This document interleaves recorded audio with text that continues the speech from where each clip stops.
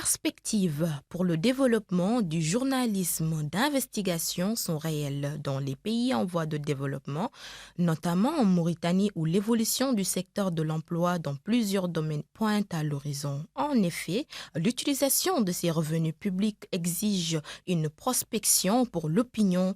Diogo Suleiman, journaliste mauritanien. En Mauritanie, les journalistes d'investigation peuvent être confrontés à plusieurs défis, également rencontrer des difficultés pour accéder à l'information et pour obtenir la coopération des autorités. Donc, malgré ces défis, le travail quand même est crucial pour mettre en lumière la vérité et promouvoir la transparence dans le pays. En effet, la presse de l'investigation reste un moyen à moraliser la vie publique et assurer l'opinion sur ses revenus nationaux. Cependant, l'inaccessibilité de l'information demeure un défi pour les journalistes. Mohamed Diop, journaliste correspondant de médias internationaux. L'accès en tant que journaliste des médias privés à l'information publique. Ici, quand on est dans des médias privés, il est très difficile d'interviewer un ministre ou un directeur de société nationale. Et aujourd'hui, ce qu'on fait presque, c'est attendre à ce qu'il y ait la conférence de presse en marge du Conseil des ministres pour leur poser des questions. En dehors de ça, il est difficile d'accéder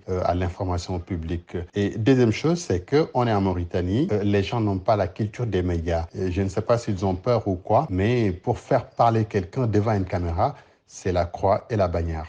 Pour M. Djigo, ces obstacles retardent certes le travail, mais ne doivent pas être un frein pour le journaliste. Malgré les défis liés à l'accès à l'information, il faudrait quand même faire preuve de détermination et de créativité pour pouvoir obtenir des informations précieuses. Donc, il faudra utiliser différentes sources, des sources confidentielles, travail de terrain, en documentation et des données, et à travers des témoignages. Parfois aussi, c'est avec la collaboration internationale. C'est dans ce sens que rebondit M.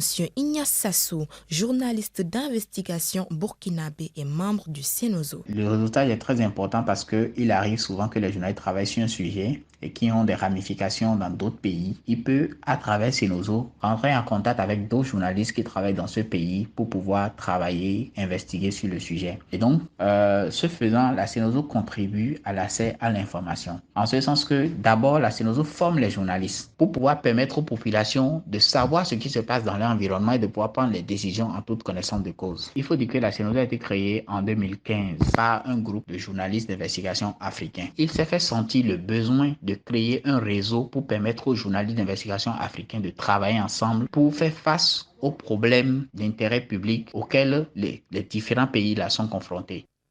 Donc, les défis liés à l'accessibilité de l'information peuvent être solutionnés par le réseautage et la détermination.